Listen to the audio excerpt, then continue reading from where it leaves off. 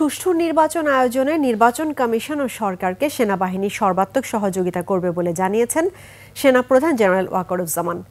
বীরত্বপূর্ণ কাজ ও বাহিনীতে অসামান্য অবদানের জন্য সেনানিবাসে এক অনুষ্ঠানে ৬৪ সেনা সদস্যকে পদক এবং ৭৫ মুক্তিযোদ্ধা পরিবারকে সম্মাননা দেওয়ার পর একথা জানান সেনাপ্রধান।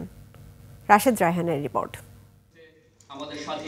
নায়াসিনামাইড ও স্যালিসাইলিক সমৃদ্ধ লিলি ফেস ওয়াশ যা ফেসের ডেড স্কিন সেল দূর করে দেয় দ্বিগুণ ফাস্টার ব্রাইটেনিং। সশস্ত্র বাহিনী দিবস উপলক্ষে ঢাকা সেনানিবাসে আর্মি মাল্টিপারপাস কমপ্লেক্সে বাংলাদেশ সেনাবাহিনীর বীর মুক্তিযোদ্ধা ও তাদের নিকট আত্মীয়দের সম্মাননা জানাতে এই আয়োজন।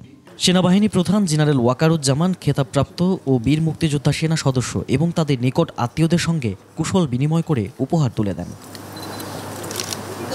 গেল ৩ বছরে নানা অবদানের জন্য ৯ জনকে সেনাবাহিনী পদক, ১৭ জনকে অসামান্য সেবা পদক এবং ৩৮ সেনা সদস্যকে বিশিষ্ট সেবা পদক দেওয়া হয়। অনুষ্ঠানে ৩ ক্যাটাগরিতে ৩ জনকে মরণোত্তর সেনাবাহিনী পদক সহ মোট ৬৪ সেনা সদস্যকে পদক ও ৭৫ মুক্তিযোদ্ধা পরিবারকে সম্মাননা দেওয়া হয়। সুদীর্ঘ ৯ মাসের রক্তক্ষয়ী যুদ্ধ।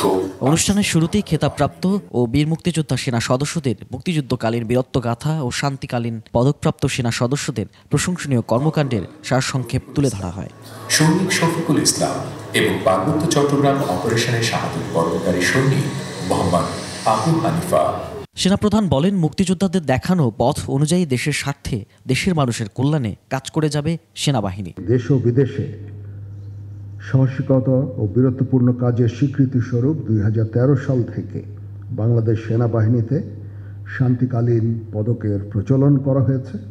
পূর্বের ন্যায় এবারও সেনাবাহিনী পদক, অসামান্য সেবা পদক এবং বিশিষ্ট সেবা পদক প্রাপ্তদের আজকের এই বিশেষ দিনে পদক প্রদানের মাধ্যমে আমরা সম্মানিত করার চেষ্টা করেছি।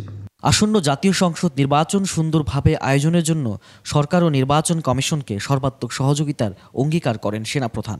সম্প্রতি সময়ে বাংলাদেশ সেনাবাহিনীর সদস্যগণ ইনেট টু সিভিল পাওয়ারে দেশের আইন শৃঙ্খলা রক্ষার কাজে নিয়োজিত আছে।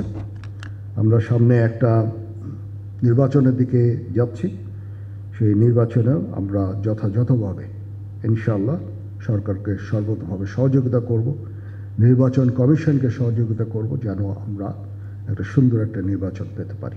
দেশ ও জাতির জন্য গঠনমূলক কার্যক্রমে অংশ নিয়ে প্রত্যক্ষ পরোক্ষভাবে বেসামরিক প্রশাসনকে সহযোগিতা চালিয়ে যাওয়ার প্রতিশ্রুতি দেন সেনাপ্রধান।